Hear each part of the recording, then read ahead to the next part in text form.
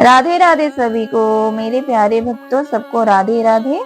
राधे कृष्णा मेरे तरफ से, मैं लड्डू गोपाल की तरफ से और मेरे गोपाल की दुनिया की तरफ से भी सभी को राधे राधे। तो आज हम बात करेंगे मलमास अधिक मास के बारे में, जो कि 17 मई 2026 से शुरू हो चुका है और यह 15 जून 2026 तक चलेगा। तो इस महीने हम क्या करें और क्या ना करें, इसके बारे में जानकारी लेंगे। तो चलिए इस बारे में बात करते हैं।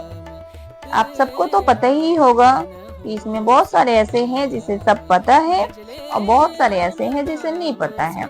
तो चलिए इसके बारे में हम लोग आज बात करेंगे। मलमास अधिक मास क्या होता है?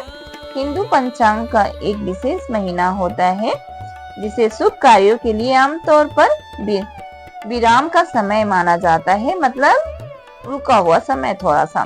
लेकिन इसका मतलब ये नहीं है कि ये अशुभ है, ठीक है, बल्कि इसे भक्ति, तप और आत्म बुद्धि के लिए बहुत उत्तम समय माना जाता है। ये तो सबको पता है।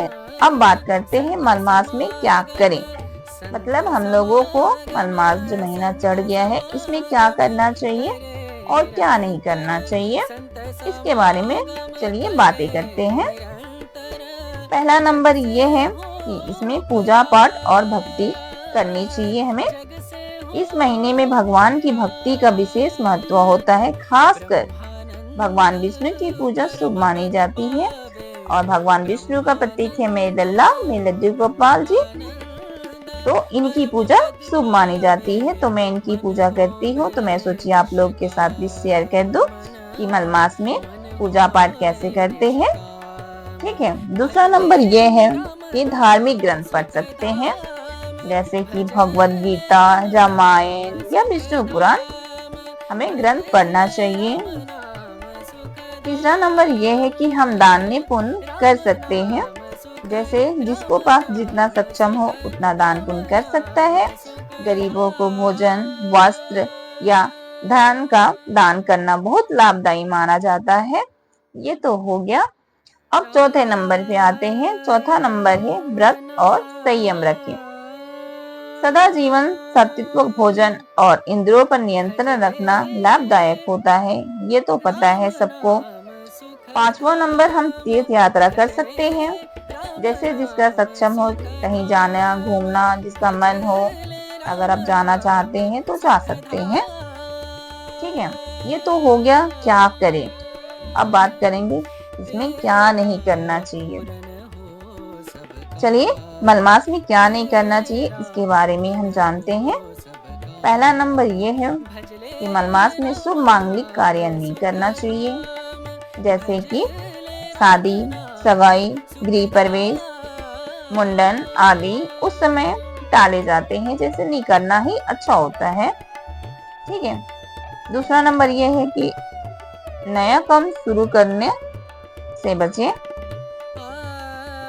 नया काम कुछ भी शुरू नहीं करना चाहिए, अच्छा होता है वैसे, ठीक है। जैसे कि आप कोई गाड़ी खरीद रहे हो तो 1 महीना ना लें तो ज्यादा बेटर है।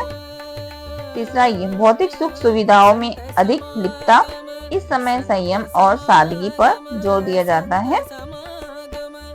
असली अर्थ क्या है? मलमास का असली उद्देश्य क्या है? असली उद्देश्य ये है कि हम थोड़ा रुक के अपने जीवन पर ध्यान दें और आध्यात्मिक रूप से आगे बढ़े, मतलब थोड़ा सा संयम रखिए और उसके बाद आगे बढ़ना चाहिए।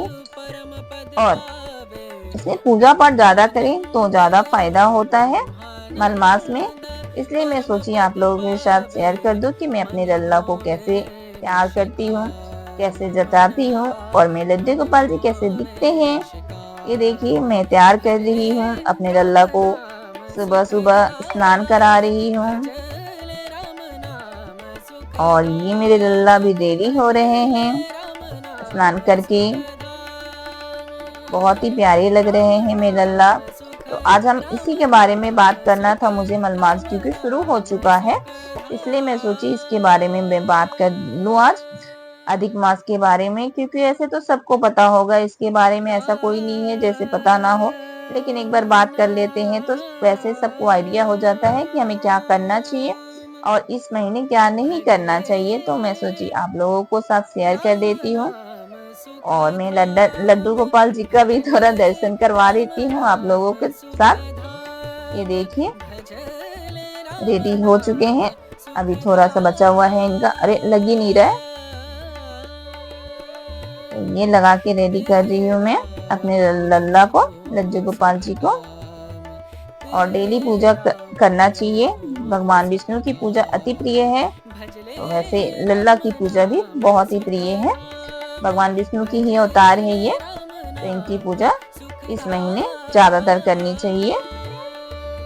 तो चलिए इसका मैं बारे में बता दी, तो आप लोगों को कैसा लगा ये जानकारी प्लीज कमेंट करिएगा और बताइएगा, और थोड़ा सा सपोर्ट करिए आप लोग मेरे चैनल को, तो थोड़ा सा आगे बढ़ सकूं मैं भी और लड्डू गोपाल के साथ बढ़ूं मैं। तो thank you for watching, bye bye.